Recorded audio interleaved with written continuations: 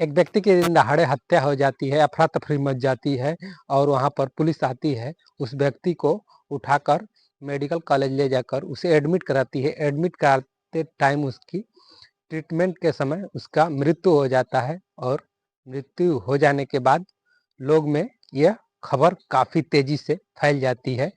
नमस्कार, आप देख रहे हैं गाजीपुर क्राइम तक। यह खबर उत्तर प्रदेश के लखनऊ राजधानी के केसरबाग कॉलोनी की है। आपको बता दें कि दो पति पत्नी रहते हैं।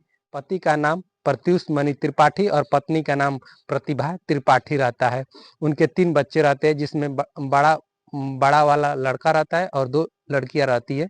टोटल 3 इनके बच्चे रहते हैं। और आपको बता दें कि यह भाजपा का युवा मोर्चा का नेता होता है, जो प्रत्युष मणि त्रिपाठी होता है। आपको बता दें कि वह जहाँ जिस कॉलोनी में रहता है, वो उसके बगल में मुस्लिम परिवार रहता है।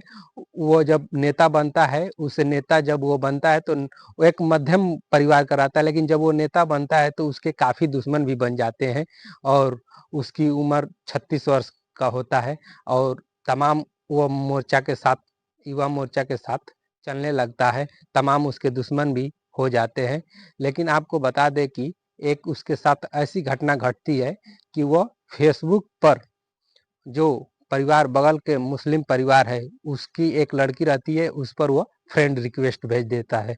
वो फ्रेंड रिक्वेस्ट एक्सेप्ट न करके वह अपने परिवार को इस बात को बता देती है कि वह जो भाजपा के नेता हैं, उन्होंने हमारे पर फ्रेंड रिक्वेस्ट भेजा था।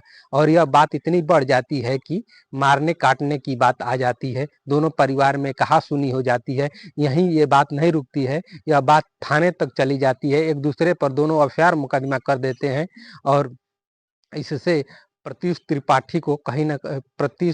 मणि त्रिपाठी को कहीं न कहीं डर लगने लगता है, क्योंकि बता दें कि मुस्लिम परिवार के लोग अधिक होते हैं। वह डर जाता है और डर के कारण वह पुलिस में गनर की मांग करता है और वह पुलिस में जाता है, अपना एक लिखित बयान देता है कि मुझे मारने की धमकी मिलती है, मुझे एक गनर की आवश्यकता है। लेकिन उसे गनर नहीं मिलता है और पुलिस भी इस केस को इतना तवज्जो नहीं देती है कि कोई इसमें बड़ी बात है।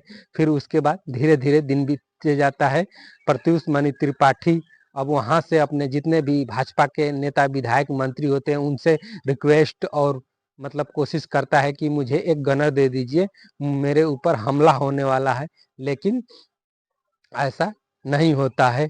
अब धीरे-धीरे उसकी प्रक्रिया चलने लगती है, दिन प दिन बढ़ने लगती है। वह अपने कामों में व्यस्त हो जाता है, लेकिन कहीं न कहीं उसे मतलब डर सताता रहता है कि कभी न कभी मेरे ऊपर हमला हो सकता है। लेकिन जब किसी दिन कहीं से कार्यक्रम से आता है और अपने पत्नी से कहता है कि मैं आज अपने दोस्त आशीष अवस्थी के यहाँ जा रहा हूँ और आशीष अवस्थी के यहाँ जा रहा हूँ और मैं रात को देर से लौटूंगा, तुम खाना खा के सो जाना। वह करीब-करीब आपको बता देते हैं कि 9 बजे करीब से अपने घर से निकल जाता है और घर से जब निकलता है वह कुछ दूरी पर सुनसान जगह पर जाता है। उस पर करीब 4 लोग हमला कर देते हैं उसके ऊपर।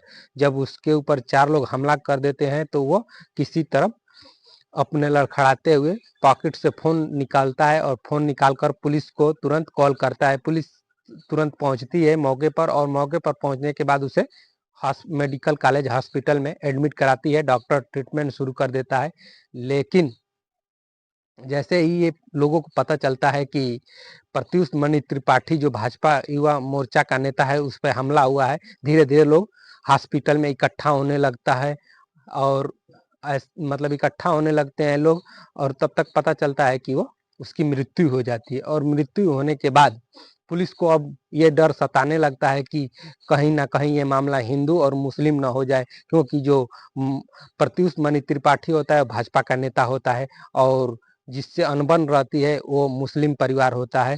तो लोग अपना जमावड़ा लगाने लगते हैं। जब उसकी मृत्यु हो जाती है, पुलिस भी चौकस हो जाती है, हर चप्पे-चप्पे पुलिस खड़ी कर देती है और जैसे ही उसका शव यात्रा निकलता है, शव यात्रा निकलने के बाद वह लोगों को शव यात्रा जब निकलता है तो शव यात्रा में पुलिस चप्पे चप्पे खड़ी रहती है, और खड़ी रहने के साथ साथ वहाँ कुछ लोग हमला करते हैं उसके परिवार के ऊपर, लेकिन पुलिस उसे कहीं ना कहीं हैंडल कर लेती है, और हैंडल करने के बाद उसे शव यात्रा को कुशलतापूर्वक उसको दफनाया जाता है।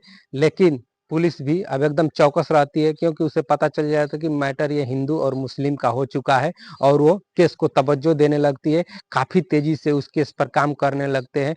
तो फिर जब प्रत्युष मणि त्रिपाठी की पत्नी से पूछा जाता है कि आपको किस पर शंका है, कौन मार सकता है आपको पति को, तब वो बताती है कि हमारे पड़ोसी जो मुस्लिम परिवार है उन्हीं लोगों ने मेरे पति का हत्या किया है।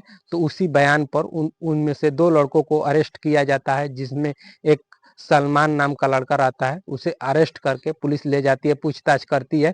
तो पूछताछ करने पर वो दोनों बताते हैं कि जिस दिन हमला हुआ था उस समय हम लोग तो घर पर भी नहीं थे, हम लोग शहर से बाहर थे। लेकिन वो मानते नहीं है पुलिस उन लोगों को ले जाकर चालान करके जेल में डाल देते हैं। धीरे धीरे पुलिस इसको कोशिश करती है कि ये केस वास्तविक है क्या।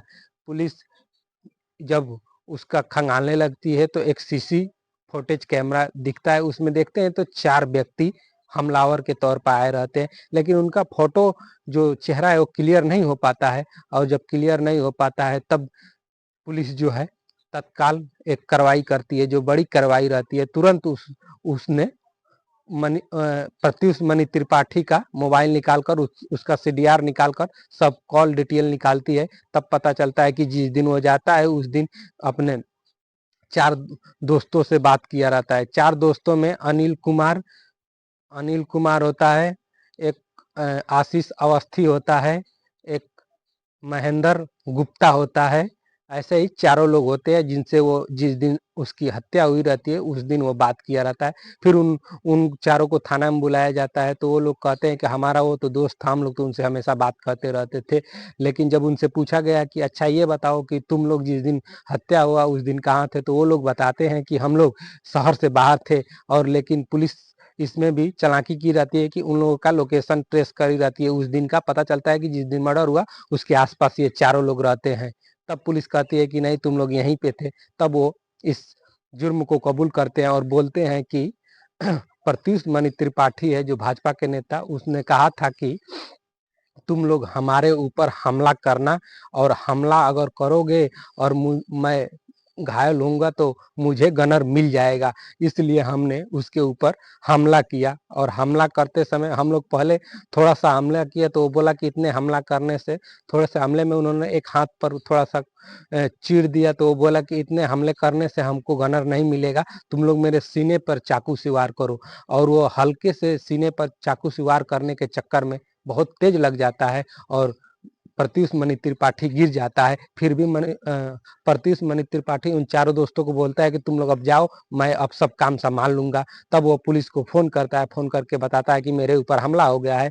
और तब पुलिस आती है तो उसे उठाकर मेडिकल कॉलेज में एडमिट कराते हैं, और एडमिट कराने के बाद तब ये जुर्म कबूल करने के बाद वो कहते हैं कि ऐसे ऐसे हमें बताया गया था, हमने ऐसा काम किया। लेकिन वहीं प्रत्युष मणि त्रिपाठी की पत्नी जो प्रतिभा त्रिपाठी है, उसका कहना है कि पुलिस सही से काम नहीं कर रही है, वो केवल बेफजूल में उनके दोस्तों को फंसा रही है, असली कातिल को नहीं ढूंढ रही है। लेकिन उन चारों को जेल भेज दिया गया है।